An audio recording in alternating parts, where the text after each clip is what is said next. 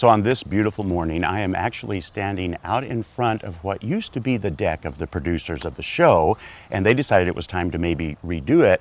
And so I'm here with Josh. And Josh, which company are you from? Northwest Outdoor Living and Renovation. And so you might remember recently Judy had done a segment on going to a place and picking out the type of wood. She picked Fiberon, right? Fiberon decking, yes. And so why? What's the purpose of that for us? So the benefit of choosing a product like Fiberon is that it's a synthetic. There's no exposed wood fiber like the cedar deck that was here previously. So you're not going to have the mildew staining or the tendency to get the mildew staining on it. You're not going to get the as much of a propensity for algae growth on it. Yeah. It's not going to have a 10-year shelf life like a typical cedar deck that we have today. And so once a homeowner says, okay, this is what I want to buy for my new deck, and they think, I'm going to jump right in there and just do this myself, I can tell you right now that knowing the producers for many years, I know they took care of this old wood deck. Absolutely. They sanded it, but you didn't find it was good underneath, did you? For a 25-year deck, they got a great shelf life out of it. So, that was pretty typical of cedar in the past. Old growth cedar would have an average lifespan of between 20. If you really pushed it, I've seen it last 30 years, but 25 years is a pretty good life. So. And then when they decided not to go ahead and do it themselves and get some help, outside of not knowing what they thought the top was stable, but really often it is the underneath part that goes bad, isn't it? Yeah, it's a pretty common misnomer. A lot of people look at the top surface of the deck and don't understand with the average wood deck, water's penetrating through the deck, it hits the floor joists, and then what has a tendency to happen is the water's going to sit underneath the deck. Yeah. And so even though the top surface seems like it's in great shape, and of course that's what we're treating, that's what we're staining. Right.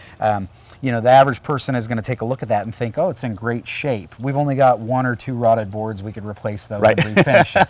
And what has a tendency to happen is you're seeing a small fraction of what's going on with the deck. So, and you have seen this before, haven't you? Oh, when you go out, absolutely. People have all the best intentions, but then they get into it, and it almost always tends to be worse than what you think it's going to be. It's almost always worse than what you think it's going to be, absolutely. So Josh, your crew actually came and tore this one out completely. Absolutely. But that's actually a good thing to do, isn't it? Because that helps with the reinstallation and what needs to be done. What allowing us to come out and tear the deck out did was allow us to get good eyes on the ground right now before we order the material package, so I know what we can do to put as much framework into the deck as possible.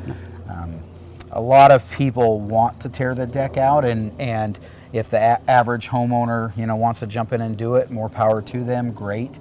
That being said, by getting us out here, there's some things we were able to do, not because this is rocket science in any way, shape, or form, but because there's some tricks of the trade that we've learned over the years to make this go a lot more efficient, not only from a tear out and disposal standpoint, but also from taking care with the house, not damaging the siding, ensuring that we're going to have everything prepped and ready to go for the new ledger board, seeing what kind of actual heights we have. In this case, you can see we've got a concrete patio that was coming off of the back of the house, which is fairly typical.